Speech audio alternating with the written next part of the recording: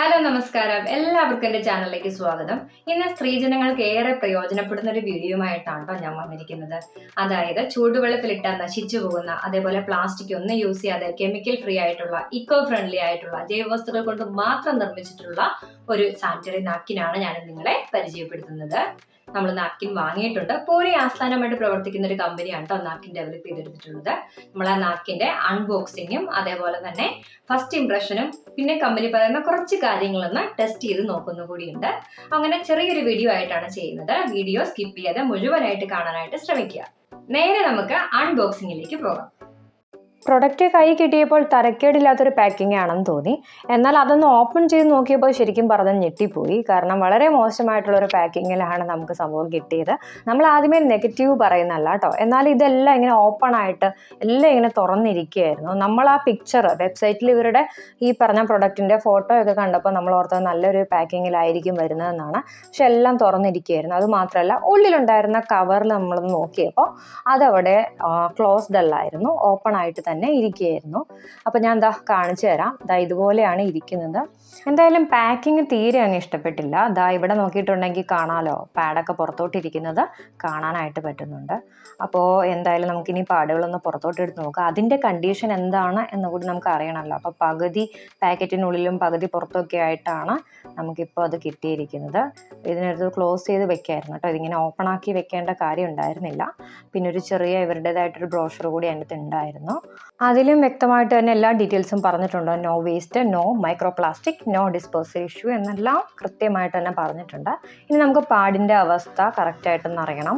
അപ്പോൾ അതിന് പാഡ് നമ്മൾ പുറത്തോട്ട് എടുത്തു. 7 നാപ്കിനാണ് ഒരു പാക്കറ്റിൽ ഉണ്ടായിരുന്നത്. അതേപോലെ തന്നെ കാണാനും വലിയ പ്രോബ്ലം ഒന്നും തോന്നിയില്ല. ഇനി നമുക്ക് അതിൻ്റെ ഡീറ്റെയിൽഡ് ആയിട്ടുള്ള കാര്യങ്ങളൊന്ന് ചെക്ക് ചെയ്യേണ്ടതായിട്ടുണ്ട്. ഒരു സാധാ നോർമൽ പാഡിൻ്റെ സൈസിലുള്ള പാഡാണ് നമ്മളിവിടെ വാങ്ങിയത്. അപ്പോൾ വിങ്സ് ഉള്ള പാഡ് തന്നെയാണ്. അതേപോലെ തന്നെ ബാക്ക് സൈഡും ഓക്കെയാണ്. കമ്പനി പറയുന്ന പ്രകാരം റാഷ് ഫ്രീ പീരീഡ് എക്സ്പീരിയൻസ് തരുന്ന പാഡാണ് എന്നാണ്. അതുപോലെ തന്നെ പ്ലാസ്റ്റിക് ഫ്രീയും കെമിക്കൽ ഫ്രീയും ഡിസ്പോസൽ ഫ്രീയും ആയിട്ടുള്ളൊരു പാഡാണ് എന്നുകൂടി അവർ അവകാശപ്പെടുന്നുണ്ട്.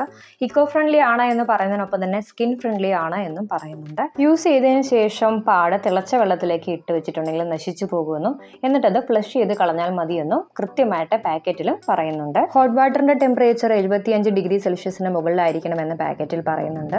പാക്കറ്റ് ഒന്നിന് പ്രൈസ് കൊടുത്തിരിക്കുന്നത് 126 ആണ്. എന്നാൽ സൈറ്റിൽ നിന്ന് നമുക്ക് 2 എണ്ണമാണ് കുറഞ്ഞത് മേടിക്കാൻ പറ്റുക. 2, 4 എന്ന രീതി മേടിക്കാം. അപ്പോൾ 2 എണ്ണം മേടിക്കുമ്പോൾ 214 രൂപയാണ്.